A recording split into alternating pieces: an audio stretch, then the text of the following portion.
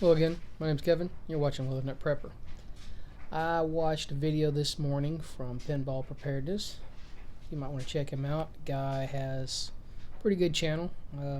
Like every channel, I don't agree with everything the man says, but overall he's solid and he has conviction. He stands by what he says. Not obstinate, but stands by what he says. Stands by his beliefs. So, he asked a question. What did you learn from this latest storm? I got to thinking, what did I learn? Well, first off, I learned that the plan I put in place worked absolutely perfectly. I would not have changed anything. Now, was some of that luck? Possibly. Most of it was from years of prepping, making mistakes, and seeing what I needed to change from the time before. Now, this was for a short event, week and a half. This is not a end of world scenario where you don't get a do-over. But regardless, you've got to stay fluid and pay attention to what's going on, because things can change rapidly and you may need to change what you've got going on. Before, I ran my kerosene heater constantly. I didn't do it this time. During the day, I ran my AC unit, HVAC. It stayed on auxiliary heat for most of the time, and at night I ran the kerosene heater. Yesterday I ran the kerosene heater for just a couple hours because the temperature was quite a bit warmer. It was in the mid-20s and stayed in the mid-20s. Now it's in the mid-teens. It's going to go up to the low 30s today, barely above freezing, and we're supposed to get more winter weather. So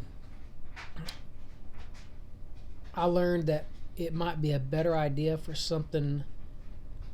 If this were to happen again, I might get more kerosene versus what I got, although what I had was plenty, and I don't want to have a huge carryover to next year, even though I've got stuff to put in to make the kerosene a little bit more stable. I learned that the four-wheel drive system that I've got on my truck works great, and that even if you're not going to go anywhere, it would behoove you to start your vehicles, because that cold weather drains that battery and you want them to have time to recharge. So running it for 10 or 15 minutes is not going to be a bad thing. I learned that bringing my gasoline generator, my inverter generator, inside the house and putting it into a storage room away from everything else, and the gas tank being empty, was a smart idea in case I needed it, because the last time I needed it, it was so cold outside it wouldn't start, so I had to wait till it warmed up before it would start when the power went out. Fortunately, we haven't had any power outages, but still, that was prepared for, and it made all the difference in the world. Excuse me just a second.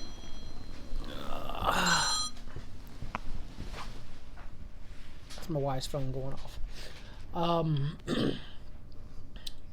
I learned how to take better care of my dog. My dog's been in the house mostly. I've made him go out during the warmest parts of the day, and even at night when it's colder, made him go out and do his business. Made him stay out there. But you got to take care of your animals. And if you're going to leave them outside, you need to make absolutely sure they've got good, fresh, hot water or warm water. Keep an eye on it because it's going to freeze quickly in the cold weather. And you may want to feed them a little bit more. And try to feed them later in the day, because the digestion helps with keeping warm. So I learned that. I learned that the Milwaukee air pump that I bought far exceeds the regular air compressor I have. It was a small one. It really wasn't designed for what I was using it for, but that's what I had and that's what I used. So I bought the small Milwaukee air compressor for filling up tires, because cold weather makes tires start to seep. It just happens. I've got a 2-year-old truck, 3-year-old truck now, and my tires leak a little bit of air. My wife's truck has 2 tires that leak just a little bit of air. So keeping those up, the small air compressor I have worked flawlessly. I learned that there are thieves out there, and my wife had purchased several bags of ice melt / salt. I'm not sure which one she bought, last year at the end of the season when it was on sale and they were just trying to get rid of it so they'd have to send it back, and people stole it. Yep, that pissed me off because then we're the ones out trying to find it so she can open up her business, which she ended up not being able to open just because nobody could get there. So next time it's going to get locked up. So yes, people will come out and steal what they need, period. Now this is not necessarily what did I learn from this latest snowstorm slash polar vortex, whatever you want to call it. I've been watching over the last couple of months, like the last couple of years, and the baking goods at my various stores like Walmart, Kroger's, Food Lion, it's dwindling down and it's not getting restocked. It's not just because I walked in and the store was halfway empty because of people acting stupid. And I mean, I'm thinking, wow, this from just a snowstorm? Imagine a real world event where crap were to go bad. So the baking goods are going way down. You're not finding very many choices of flour. There's not much on the shelf. Not very many choices of cornmeal. So keep that in mind. That may be something you might want to add to your preps for later use. So all in all, I've learned that the plan that I had in place worked great. Through years and years of mistakes, this particular time I had zero issues, and I thank the good Lord above. So what did you learn? Learn anything? Were you one of those that just had to get out?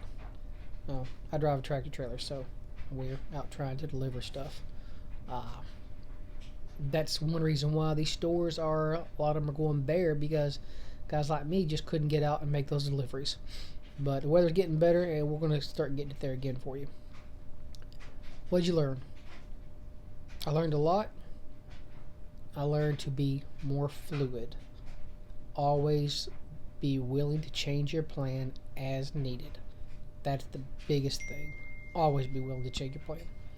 If you haven't checked out that video, it's a good one from Pinball. He explains what he learned, his mistakes, and what he's going to change for next time. It's something that we can all learn. Actually, I learned something I didn't know about north-facing walls and freezing pipes. I've never had my pipes freeze in the north-facing wall, but okay, I didn't realize it. So anyhow, hope you guys got something out of this. Have a good one.